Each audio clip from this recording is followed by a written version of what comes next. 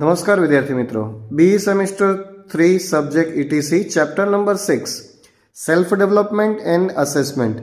વિદ્યાર્થી મિત્રો, આ ચેપ્ટરની અંદરથી તમને એવા વર્ડ્સ પૂછાશે જે વર્ડ્સને તમારે ડિસ્ક્રાઇબ કરવાના છે. શોર્ટ ક્વેશ્ચનમાં જ આવશે, 3 માર્ક્સમાં જ એ પૂછાશે. પહેલો વર્ડ છે change.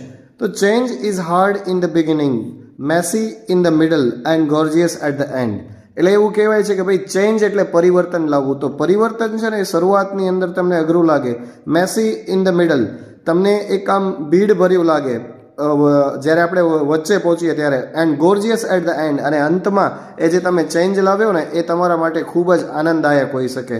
Change is the only constant in this world. Change છે ને આ દુનિયાની અંદર કોન્સ્ટન્ટ છે, એટલે સતત ચાલ્યો આવતો છે. If you want your environment to change, you must change first. If you want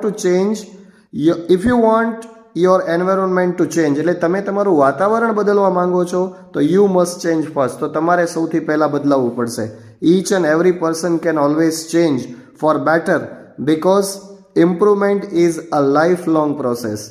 કારણ કે દરેક વ્યક્તિ છે ને એ પોતાને ચેન્જ કરી શકે છે ફોર બેટર, સારા માટે કરીને.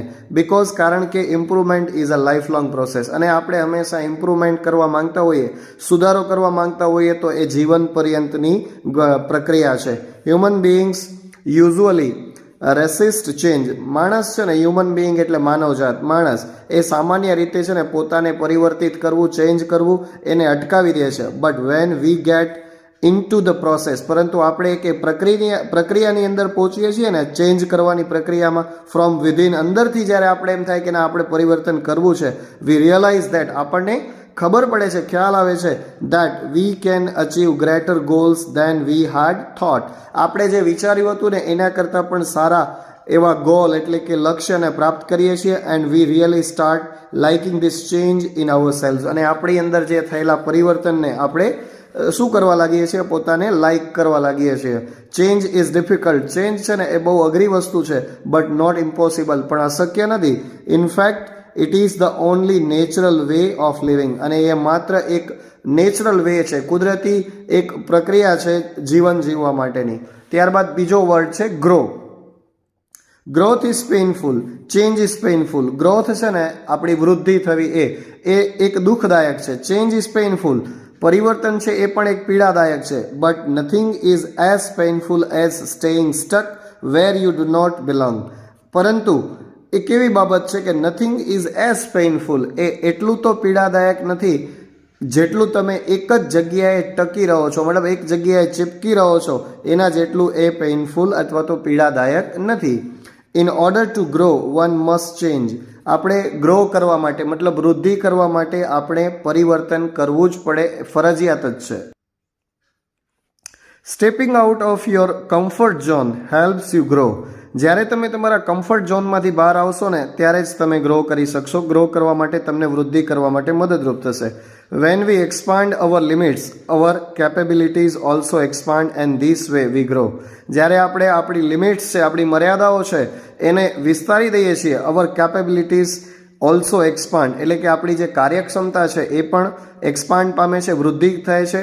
And this way we grow, અને આ કારણે જ આપણે વૃદ્ધિ કરી શકીએ છીએ.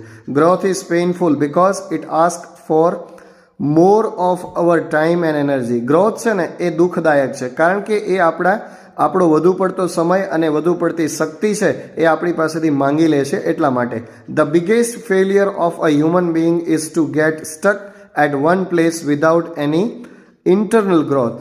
The biggest failure of human being, માનવજાતનું છે ને સૌથી વધુ નિષ્ફળ કામ એ છે કે એક જ જગ્યાએ, એક જ સ્થળે ટકી રહેવું, ચીપકી રહેવું, વિધાઉટ એની ઇન્ટરનલ ગ્રોથ. કોઈ પણ પ્રકારના આંતરિક વૃદ્ધિ વિના એક જ જગ્યાએ પડ્યા રહેવું એ સૌથી મોટી નિષ્ફળતા છે. ત્યારબાદ પરસિસ્ટ. પરસિસ્ટ એક ન્યૂ વર્ડ છે, એ પણ તમને આ રીતે પૂછાતો હોય છે. પરસિસ્ટન્સ મીન્સ રિફ્યુઝિંગ ટુ ગીવ અપ. પરસિસ્ટન્ટનો મતલબ એ થાય છે કે સતત તમે કોઈને કોઈ કાર્ય કરતા રહો, તો એનો મિનિંગ છે ગીવ અપ એટલે છોડી દેવું. કોઈ પણ કાર્યને છે ને છોડી દેવું એનો મિનિંગ, એને તમારે છોડવું ન જોઈએ, એનો મતલબ છે persist. It is the only key to success, અને એ જ એક સફળતાની ચાવી છે. It is the key to bring a change and growth in ourselves and our surroundings. એ એક એવી ચાવી છે જે આપણામાં પરિવર્તન લાવે છે, આપણી વૃદ્ધિ થાય છે, આપણી અને આપણી આસપાસની. You may feel exhausted and want to give up, but if you persist, you will reach the end, which will be even more wonderful.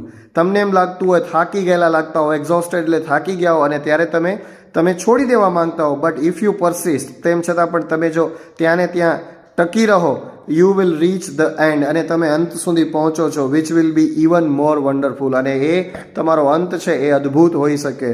No dreams can come true in absence of persistence. કોઈ પણ તમારું સ્વપ્ન છે એ પૂરું નથી થતું કોની વગર, કોની ગેરહાજરી વગર, મતલબ કોની હાજરી વગર? પરસિસ્ટન્સ. જો પરસિસ્ટન્સ ગેરહાજર હોય તો કોઈ પણ તમારું સ્વપ્ન પૂરું થઈ શકે નહીં.